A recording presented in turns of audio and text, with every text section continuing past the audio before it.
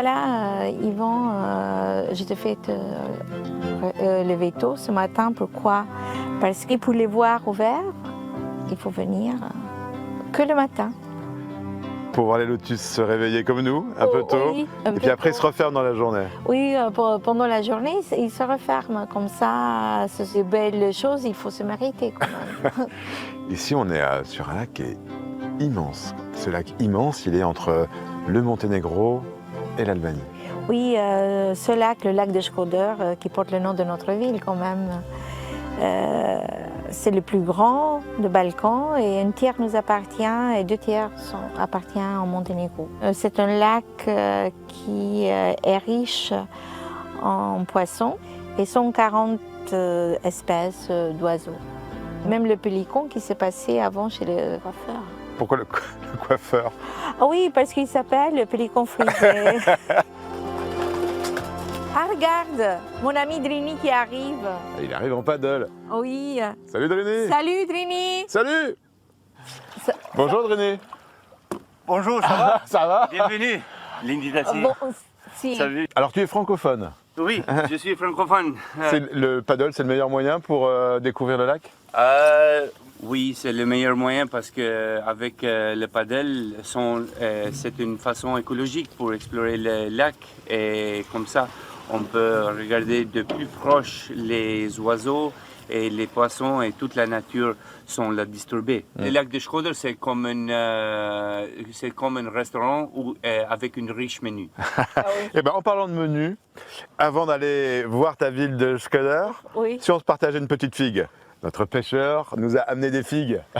Merci. Merci Fatmir. Merci Fatmir. La passion de Lindita, c'est l'enseignement de la langue française. Elle est même présidente de l'association albanaise des professeurs de français. À Škoder, elle dispense des cours dans une école bilingue francophone d'excellence où les élèves apprennent le français à travers les matières scientifiques, mais aussi l'histoire et la géographie. Lindita consacre une partie de sa vie à la francophonie et l'autre à faire découvrir son pays aux touristes francophones. Tu as aimé? Ah ouais, un lever de soleil comme ça sur ce lac. Tu sais ce que j'aime? C'est vraiment la sérénité. Tu as un sentiment de plénitude, vraiment. Oui, mais maintenant je vais découvrir autre chose. C'est quoi? Le capital du vélo en Albanie. C'est parti. Pourquoi tu dis que c'est la capitale albanaise du vélo? Parce que pour la première fois, les Albanais, c'était de Škoder qui a fait du vélo. Et on peut dire aussi c'est la ville des femmes à vélo. Ah bon, des femmes à Oui. vélo? Il y a beaucoup de femmes qui font du vélo en fait.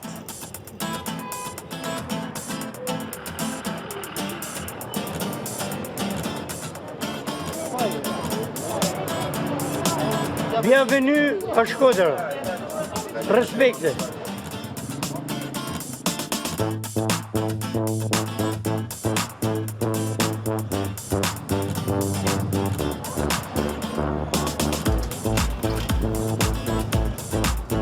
Et là, tu m'emmènes où alors? Ah, je vais t'emmener dans l'endroit le plus beau de cette rue, c'est le musée national de photo Marobi.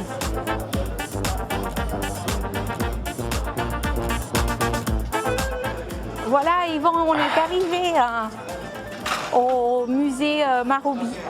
Allez, je te suis. Pourquoi il y a un musée national de la photo ici à Škoder?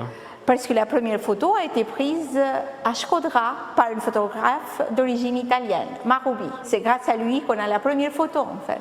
Et il a hérité son métier à son fils et à son petit-fils. On a une dynastie Marobi à Škoder. C'est un fanfare.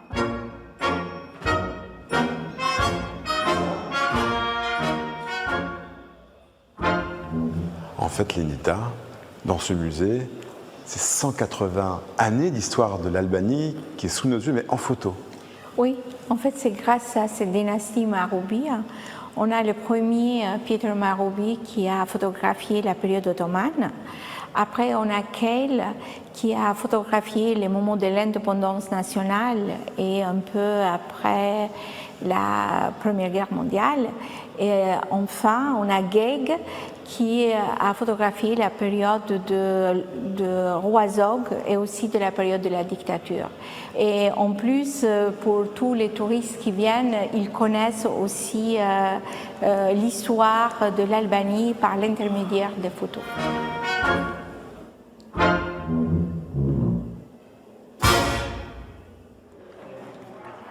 Merci beaucoup de m'avoir fait découvrir ce musée Lindita. J'ai adoré les photos. Ouais. Et tu sais, on a quelque chose d'unique dans le monde lié au carnaval et à Venise. C'est en effet à Schkoder que se trouve l'unique fabrique au monde de masques de Venise. Elle a été fondée il y a 30 ans par Edmond Angoni, un artisan albanais qui avait émigré en Italie dans les années 90 pour maîtriser l'art de la fabrication des célèbres masques vénitiens. Il est ensuite revenu dans sa ville natale de Schkoder, où il a installé ses ateliers et créé un musée abritant 1700 pièces conçues sur place comme les célèbres masques portés par Tom Cruise et Nicole Kidman dans le film Eyes Wide Shut de Stanley Kubrick. Chaque mois de février, les masques vénitiens sortent des ateliers et envahissent les rues de Schkoder. Tu vois, je vais t'emmener maintenant dans le plus beau endroit de Schkoder, la forteresse. Mais ça monte, hein? Donc je m'y prépare psychologiquement. Oui, bien sûr. C'est parti pour les mollets qui C'est chauffent. parti.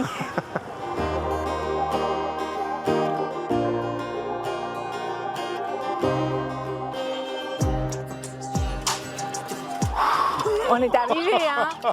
Ah ouais, mais alors là... Et je t'ai dit que ça monte, hein? bah t'as pas menti, hein? Ouais. On va laisser les vélos ici, on laisse on les vélos là. continue à pied. Hein. Lindita, quelle vue!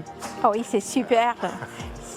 On peut voir tout en fait. On C'est voit la Shkodra, ville, le lac, la rivière. Il y a cette forteresse autour de nous qui est très impressionnante. Oui, c'est une des plus grandes en Albanie et très ancienne. Ça date du IVe siècle avant Jésus-Christ, construit par les Illyriens de nos ancêtres. C'est un carrefour de toutes les invasions qui ont passé chez nous. Si vous voyez sur la carte, c'est un pont en fait entre l'Est et l'Ouest. Il a fallu passer sur nous pour passer d'un côté à l'autre. Lindita, pourquoi tu aimes faire découvrir ton pays aux touristes francophones qui viennent ici? C'est un petit pays, mais très diversifié. On peut offrir à toutes sortes de touristes, les touristes verts, on peut voir des parcs nationaux. Pour ceux qui aiment les vieilles pierres, on a des sites antiques. Pour ceux qui aiment l'ancienne architecture, on a des villes qui font partie du patrimoine de l'UNESCO.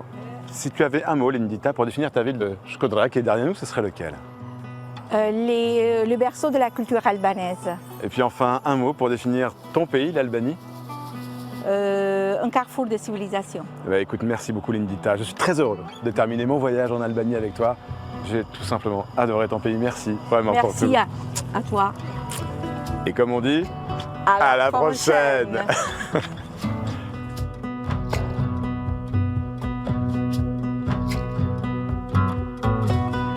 Voilà, j'espère que ce voyage en francophonie en Albanie vous a plu. Alors c'est vrai ici que les paysages sont magnifiques, mais ce qui m'a touché surtout, ce sont les Albanaises et les Albanais. Ils vous accueillent toujours avec leur sourire, leur générosité et toujours avec un petit verre de rakia. Je l'ai vu, ils adorent les francophones, alors n'hésitez plus, venez à la rencontre des Albanais. Nous, on se retrouve bien sûr très prochainement sur TV5 Monde pour une nouvelle destination. D'ici là, portez-vous bien, où que vous soyez sur la planète francophone. Salut!